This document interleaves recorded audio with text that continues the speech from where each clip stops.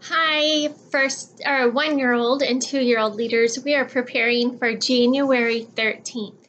And this week, as we continue in our series, God Can Do Anything, we're going to look at Joseph's dream. Remember, in our last session, we talked about what Joseph's dream was.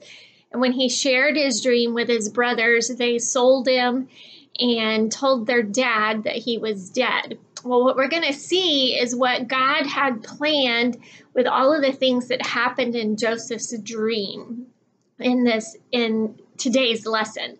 And so what we see happen is that what man messed up with, God had a much bigger plan, and he needed Joseph to be right where he was so that God could help save Jacob and his family, and then also so that the brothers could come and get grain from their brother, hence the bowing down that we saw in his dream.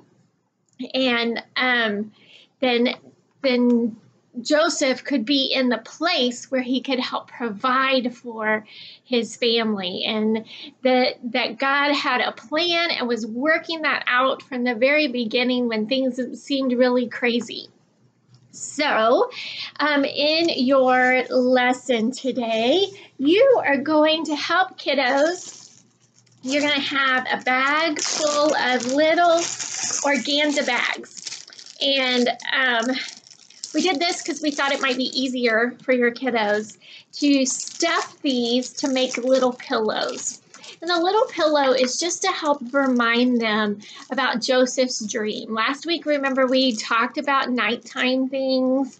And so today we're going to make our very own pillow so we can remember that God was making a plan, that God can do anything according to his plan and his purpose, even when we're sleeping. And so they will take their little bags. You have a bag full of stuffing, and you will help the kiddos fill up their bags.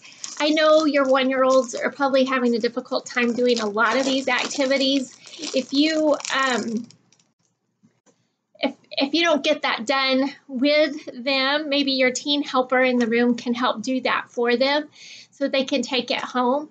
More than anything, these little activities are to help start a conversation at home. And we want families to figure out ways that they can have that conversation with their kids and learn more about the story. I'll remind you, in case parents are trying to figure out how best to do that in their house, that on our slat wall every series there are some parent packs that have activities that they can do even with their little ones and tells the Bible story in a way that everybody can understand. That is also available online. So if anybody has the Parkway app or if they get on the Parkway website, all of that's available there as well. Then you will do your memory verse. And your memory verse is from Hosea, and it goes something like, but I have been the Lord your God. You're going to point to God. Ever since you came out of Egypt, you're going to pretend like you're riding a horse. You shall acknowledge no God but me. No Savior. Remember, the sign for Jesus is take your palms and you're going to take your middle finger and point to the middle of your hand like you're pointing to where the nail would have been in his hand.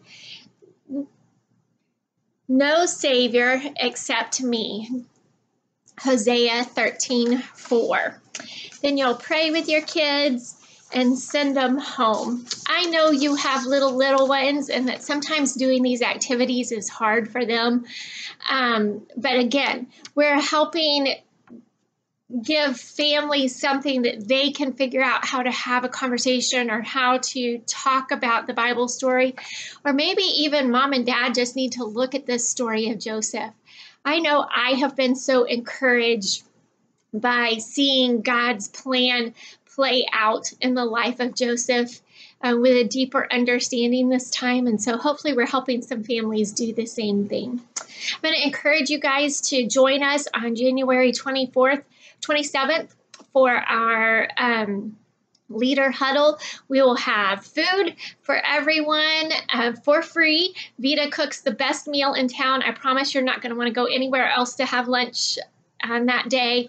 Stay after church, eat with us.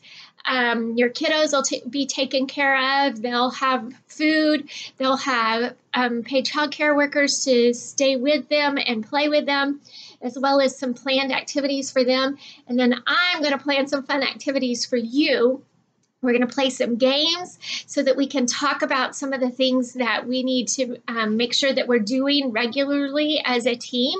I know you do a fantastic job. I just want to make sure that we're clear on some of the expectations. And so we'll do that with a game where there will be prizes for people to win. So let me know you're coming so that we can prepare enough food. Thank you so much for leading, and we'll see you soon.